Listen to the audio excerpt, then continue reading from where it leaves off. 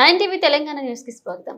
భారత మాజీ ప్రధాని స్వర్గీయ దివంగత రాజీవ్ గాంధీ వర్ధంతి వేడుకలను నిజాంపేట మండల కేంద్రంలో మంగళవారం మండల కాంగ్రెస్ నాయకుల ఆధ్వర్యంలో రాజీవ్ గాంధీ వర్ధంతిని పురస్కరించుకుని ఆయన చిత్రపటానికి పూలమాలలు వేసి ఘనంగా నివాళులర్పించారు.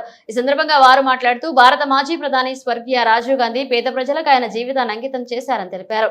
ఐటీ రంగానికి భారతదేశానికి తీసుకొచ్చిన మహోన్నతుడు రాజీవ్ గాంధీ అని కొనియాడారు. భారతదేశంలో మారుమూల గ్రామాలు కూడా అభివృద్ధి చెందాలని చూపిన గొప్ప వ్యక్తి రాజీవ్ గాంధీ. ఆయన ఆశయ సాధన కోసం ప్రతి ఒక్కరూ కృషి చేయాలని పిలుపునిచ్చారు.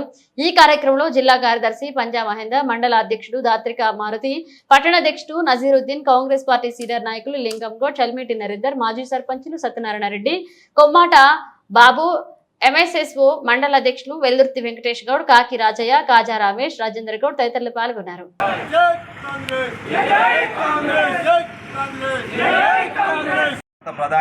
మాజీ ప్రధాని అయినటువంటి రాజీవ్ గాంధీ గారు అమరుడైన రోజు ఆయన దేశ ప్రజలకు తన జీవితాన్ని అంకితం ఇచ్చి పెరంబదూరులో ఎల్ఈటి మూక తీవ్రవాదుల చేతిలో హతమైన రోజు కావున ఆయనకు భారతదేశం యావత్తు కూడా ఘనంగా నివాళులర్పిస్తూ ఈరోజు ఈ సెల్ ఫోన్లు కానీ ఏవైతే ఉన్నదో ఐటీ రంగాన్ని ప్రపంచంలో నుంచి భారతదేశానికి తీసుకొచ్చినటువంటి మహనీయుడు భారత ప్రధాని రాజీవ్ గాంధీ గారు.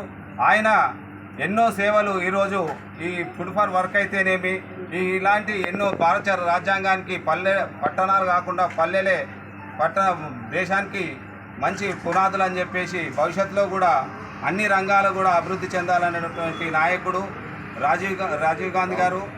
ఆయన సేవలను స్మరిస్తూ ఈరోజు మెదక్ కాన్స్టిట్యున్సీలో నిజాంపేట మండలంలో ఘనంగా నివాళులర్పిస్తున్నాం. రాజీవ్ గాంధీ జోహార్ రాజీవ్ గాంధీ.